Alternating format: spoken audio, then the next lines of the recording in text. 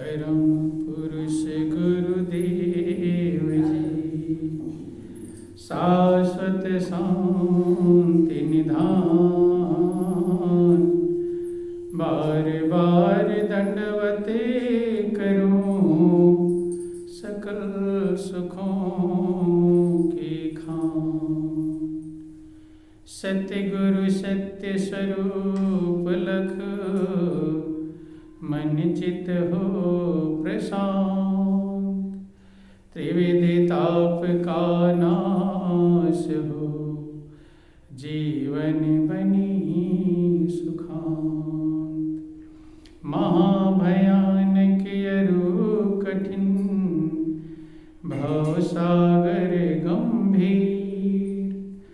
नाम जहाज बिठाए कर, मीटे जन की पीर।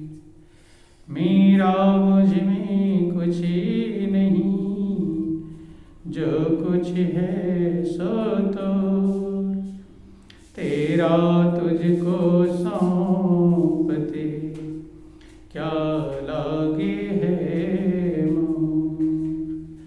बोलिए प्रेम से गुरुदेव महाराज की जय, श्री सच्चिदानंद भगवान की जय। बोलो वृंदावन बिहारी लाल की जय। बहुत ही सौभाग्य का समय है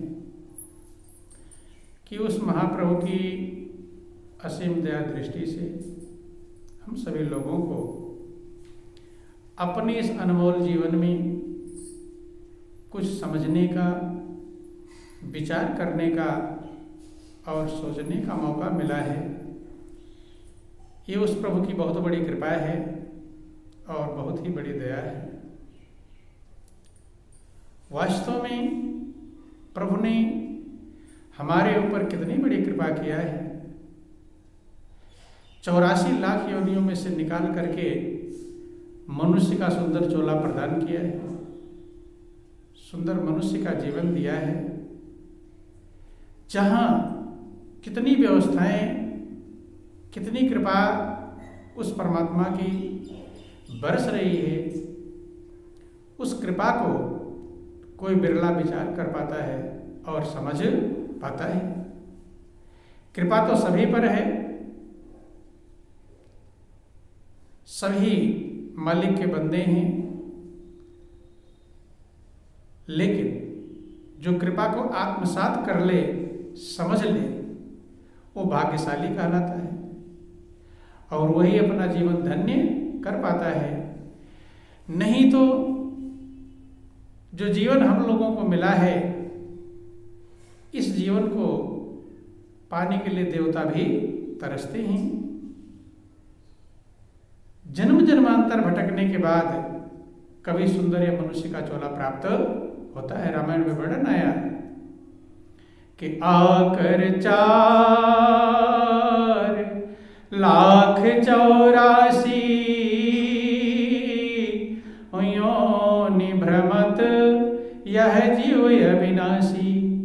भगवान राम पूरे अयोध्या वासियों को समझाते हुए कहते हैं कि 84 लाख योनियों में चक्कर लगा करके भटकता रहता है, चक्कर लगाता रहता है। पुनरप जन्म पुनरप मरणम, पुनरप जन्नी जठरेशनम, ये संसारे खल दुस्तारे, कृपागारे पाए मुरारे। कहते बार बार जन्मना मरना ये लगा रहता है। कभी प्रभु कृपा करते हैं और सुंदर मनुष्य का जीवन प्रदान करते हैं कि कब हुक करी करुणा नर देही, ओ दे तईस बिनु हेतु स्नेही। कभी कृपा करके परमात्मा सुंदर मनुष्य का जीवन प्रदान करते हैं। महापुरुष समझाते हैं कि ऐ जीव, जन्म जन्मांतर तुम भटक रहे थे, इंतजार कर रहे थे कि हे प्रभु एक बार मुझे मनुष्य का जीवन प्रदान कर दो, लेकिन आज प्रभु ने दे दिया है। अब क्यों कीमत समझ नहीं पा रहे हैं, अब क्यों कृपा समझ नहीं पा रहे हैं। कि जन्म जन्म भटकत रहो, जय अवसर के हेत सो अवसर है पायो, अब क्यों भयो अचेत। जागो रे जिन जागना, यह जागन की बार, फिर क्या जागे नानका, जब सोए पांव पसार। कहते हैं कि जन्म जन्मांतर भटक रहे थे, इंतजार कर रहे थे, आज वो अवसर प्रभु ने कृपा करके प्रदान कर दिया है। अब क्यों सो रहे हैं, अब जगने का मौका है। और ये मौका भी कुछ समय के लिए है, ये मौका कब खत्म हो जाए कोई ठिकाना नहीं। क्षणभंगुर जीवन की कलिका कल रात को जाने खिले न खिले, कल सवेरे का सूर्य हम देखेंगे गारंटी नहीं। लेकिन प्रभु की कृपा को ना समझ पाने के कारण मनुष्य का जीवन पाकर भी लोग यूं ही अपने जीवन को गंवा देते हैं और गुजार देते हैं। जैसे पशु पक्षी, कीड़े मकोड़े, भेड़ बकरियां गुजारते हैं, ऐसे मनुष्य भी गुजारता है। और गुजारने को कौन कहे, गौर करके आप विचार करेंगे तो लोग अहंकार में फूले समाते नहीं, अकड़ कर चलते हैं। किससे चलते हैं? अकड़ करके। अहंकार की सीमा नहीं है।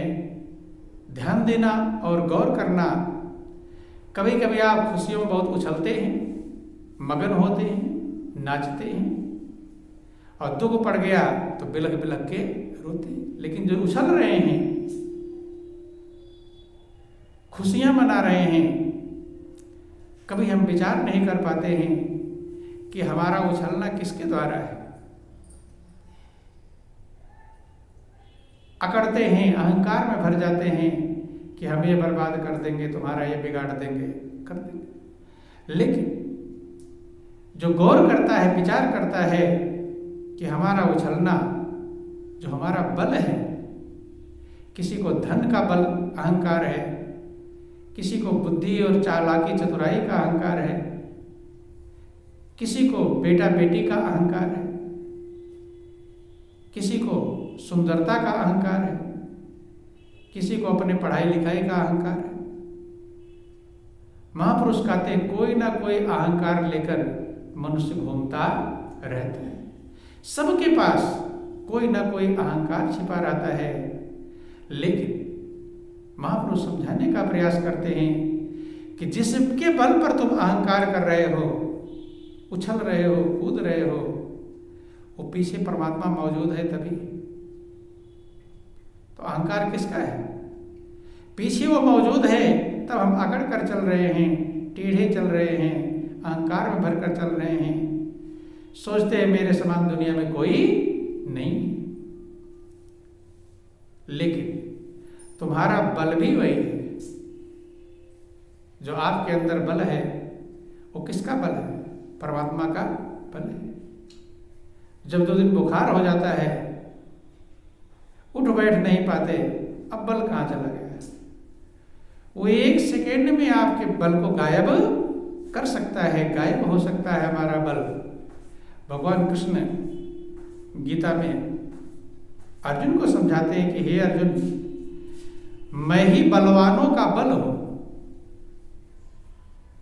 मैं ही बुद्धिमानों की बुद्धि हूं। क्या हूं? बलवानों का बल परमात्मा है।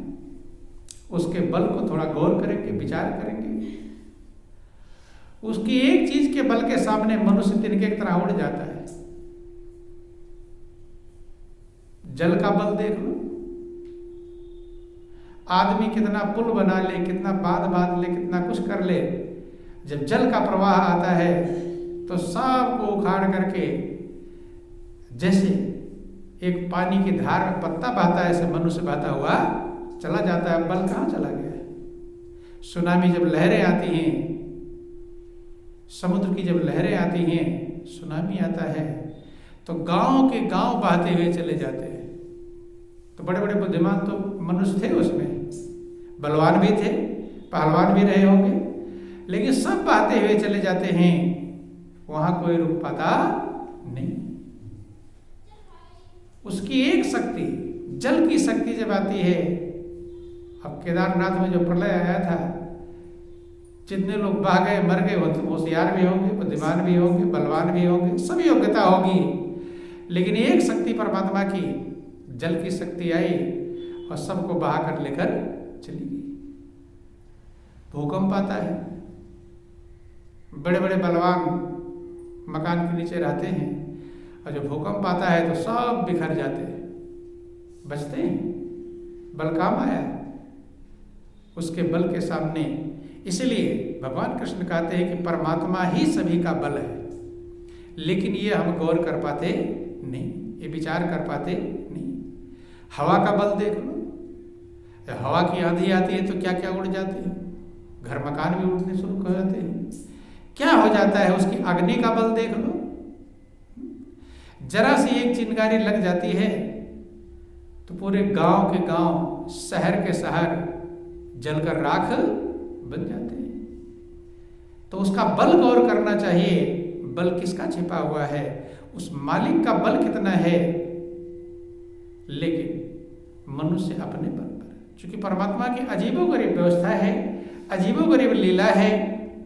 एक बार आपको खूब बलवान बना देता है और एक बार इतने कमजोर हो जाते हैं कि दूसरा पकड़ कर चलाता है। दोनों व्यवस्थाएं दिखाता है ताकि देख लो और अपने बल पर अहंकार मत करो। लेकिन ये बहुत गहराई में उतरने पर मनुष्य समझ पाता है। जब तक हम गहराई में नहीं उतर पाते तब अपना अभिमान, अपना बल, बुद्धि का अभिमान, बुद्धि का